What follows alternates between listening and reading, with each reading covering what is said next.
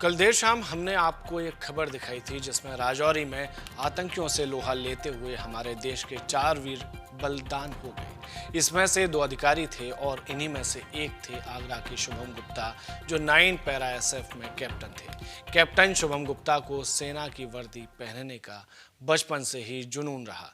देश के लिए कुछ कर गुजरने का जज्बा रहा। परिवार के लोग भी उनके इस जुनून को जानते थे। सेना की वर्दी पहनने का सपना पूरा करने में उनका साथ दिया। आगरा में ताजगंज के बसई चौकी स्थित प्रतीक एन्क्लेव में रहने वाले डीसीजी फौजदारी बसंत गुप्ता के 2 बेटे थे। उनमें से 26 साल के शुभम गुप्ता बड़े हैं, उनसे छोटे ऋषभ गुप्ता हैं। 12वीं के बाद वे सेना की परीक्षा में शामिल हुए। साल 2017 में बतौर लेफ्टिनेंट पास आउट करने के बाद उनकी तैनाती जम्मू में हुई। परिवार के करीबी लोगों ने बताया कि शुभम 6 महीने पहले छुट्टी लेकर घर आए थे। परिवार के लोगों से उनकी आखिरी बात दीपावली पर हुई थी। वीडियो कॉल पर उन्होंने माता पिता और छोटे भाई समेत परिवार के सभी लोगों से बात की थी। अगली छुट्टियों पर घर आने का वादा भी किया था। उस समय घर वालों को नहीं मालूम था कि कैप्टन शुभम से उनकी अंतिम बार बात हो रही है। इसके बाद शुभम का तो नहीं, पर उनकी यूनिट से एक कॉल आया और उनके बलिदान की जानकारी परिवार के साथ साझा की गई। खबर मिलते ही परिवार में गम का माहौल छा गया। मां रोती रही, पिता और भाई गुमसुम हो गए। किसी को समझ नहीं आया कि ये नियति ने क्या कर दिया। जागरण परिवार भी कैप्टन शुभम की वीरगति पर उनके परिवार के प्रति संवेदना व्यक्त करता है और उन्हें नम आंखों से श्रद्धांजलि अर्पित करता है।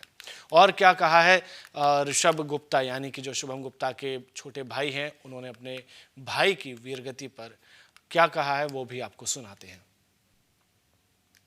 मुझे कल दिन में सूचना मिली थी कि उनको इंजरी लगी है, कुछ ऑपरेशन वगैरह था, उसमें इंजरी लगी थी। शाम तक आखिरी सूचना जो मिली थी वो ये थी कि हम उन्हें बचा नहीं पाए। भाई साहब की बात कब हुई थी लास्ट? मेरी लास्ट जो बात हुई थी वो रात को तकरीबन 8 बजे। क्या बात करती? मुझे कर्नल साहब का उनकी यूनिट से फोन आया था कि हम उनको बचा नहीं पाए और आप लोग जम्मू की तरफ ना आए, क्योंकि मैं तब तक जम्मू के लिए निकल चुका था। उन्होंने कहा कि अब वापस आगरा चले जाए। शुभम से कब बात हुई थी आपकी? मेरी उनसे आखिरी बात हुई थी 2-3 दिन पहले, दिवाली के आसपास। दिवाली क्या कहा था दिवाली? कुछ नहीं, राजी खुशी बस। छुट्टी पे कब आने वाले थे? छुट्टी पे अगले हफ्ते आने वाले थे। अगले हफ्ते? जी। शादी की शादी की प्रक्रिया हाँ मतलब चालू थी। 28 वर्ष के हो चुके थे, तो अगले हफ्ते जब आने वाले थे तो कुछ प्रक्रिया थी जो हम सोच रहे थे करेंगे, पर नहीं हो पाई। और कोई ऐसी बात है जो विशेष रहती हो जब आते हो तब? सबसे विशेष यही थी कि पूरे परिवार की, बहुत बड़ा परिवार हमारा, तो परिवार की शान बान थे और सब मिलके जब वो आते थे 10-15 दिन की छुट्टियों के लिए, तो सबके लिए एक दिवाली होती थी, चाहे दिवाली ना हो। तो बस वही था, एक बहुत खुशी का माहौल रहता था।